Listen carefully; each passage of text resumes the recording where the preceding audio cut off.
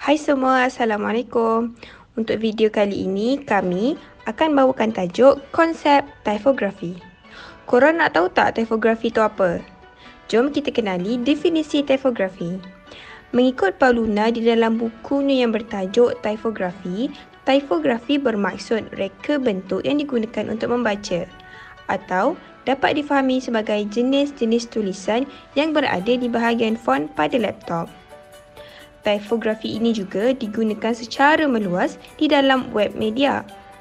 Dan objektif utama adalah untuk mencapai pemahaman maksimum teks pembaca dengan meletakkan huruf, nombor, simbol, ruang beredar dan jenis-jenis tulisan.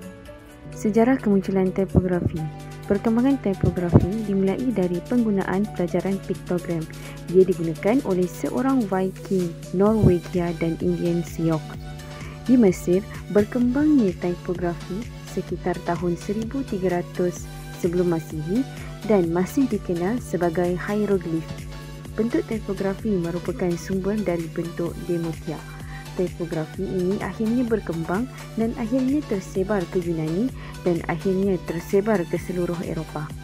Puncak perkembangan typografi dimulai pada abad ke-8 sebelum Masihi di Rom ketika masyarakat memulai kebolehan mereka. Orang yang berada di negara Rom tidak memiliki cara menulis mereka sendiri. Mereka mempelajari sistem penulisan Etruscan yang merupakan bahasa asli Italia dan menyempurnakannya ke dalam huruf Romawi. Typografi harus dipilih dan digunakan dengan benar. Seterusnya, saya akan menjelaskan tentang elemen-elemen yang terdapat di bawah konsep typografi supaya kita dapat mempraktikkannya. Elemen yang pertama ialah typeface, iaitu jenis muka. Terdapat 3 jenis di bawahnya, iaitu font serif, sans serif dan hiasan, iaitu dekoratif. Ciri yang terdapat pada font serif ialah pada setiap hujung huruf, ia mempunyai bulatan kecil berwarna merah atau biru. Berbeza pula dengan font sans serif, ia tidak mempunyai bulatan merah atau biru seperti serif kerana sans bermaksud tanpa. Dan yang seterusnya adalah font hiasan, iaitu dekoratif. Font ini jarang digunakan dan tidak termasuk di dalam kategori di atas. Namun, ia biasa digunakan dalam penulisan kreatif. Elemen yang kedua ialah hierarki. Salah satu peranan utama hierarki ialah untuk membantu memastikan idea lebih teratur dan pembaca boleh mengenal pasti kategori maklumat yang mereka baca.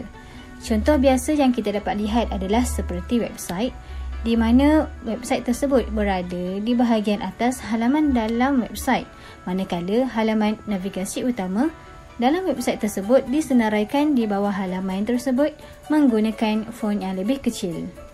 Elemen yang ketiga ialah kontras atau perbandingan. Ia menjadikan teks lebih menarik dan membantu untuk menyampaikan idea yang ingin ditekankan.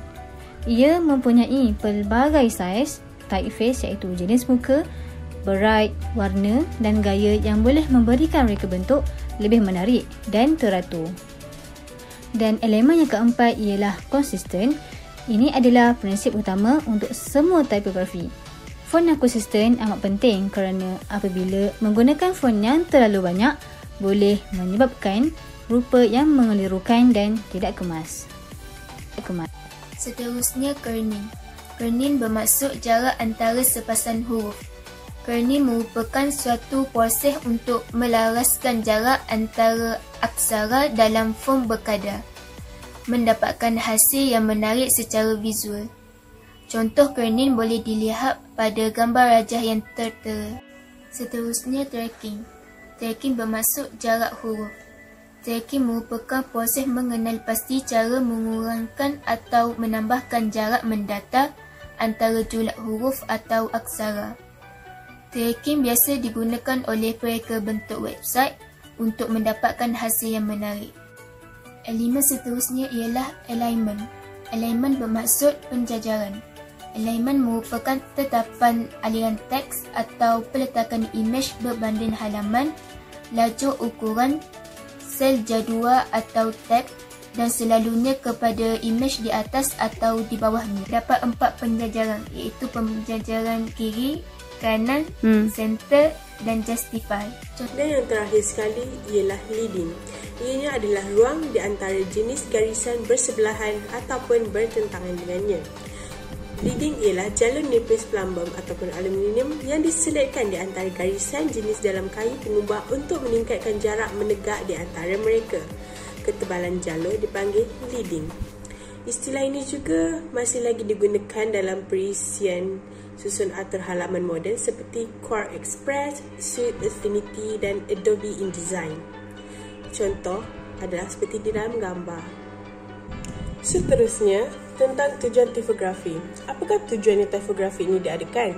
Yang pertama adalah untuk kemudahan membaca. Fungsi kemudahan membaca sebahagian besarnya ditentukan oleh pemilihan jenis dan saiz font. Jenis dan saiz font adalah perkara utama yang mempengaruhi sama ada teks itu mudah dibaca ataupun tidak. Yang kedua, untuk menarik minat membaca.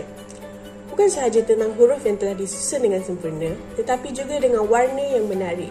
Ini akan memberikan kesan yang mendalam kepada pembaca, seperti mana asas mesej grafi iaitu kebolehbacaan dan operasi. Tipografi mesti dapat dibaca supaya mesej dapat dihantar dengan cara yang cekap dan pada masa yang sama berfungsi dalam bahasa grafik yang sesuai. Seterusnya adalah contoh tipografi. Contohnya, Garamond, Times dan Arial ialah muka type. Manakala font ialah gaya type tertentu dengan lebar, saiz dan berat yang ditetapkan, seperti Arial ialah typeface. 16 pt Arial Bold ialah font. Jadi, typeface ialah bahagian kreatif dan font ialah strukturnya. Pertubuhan Pusat Kebajikan Kanak-Kanak Istimewa Legenda tertumpu kepada menjaga kebajikan kanak-kanak kurang upaya dan juga orang-orang tua.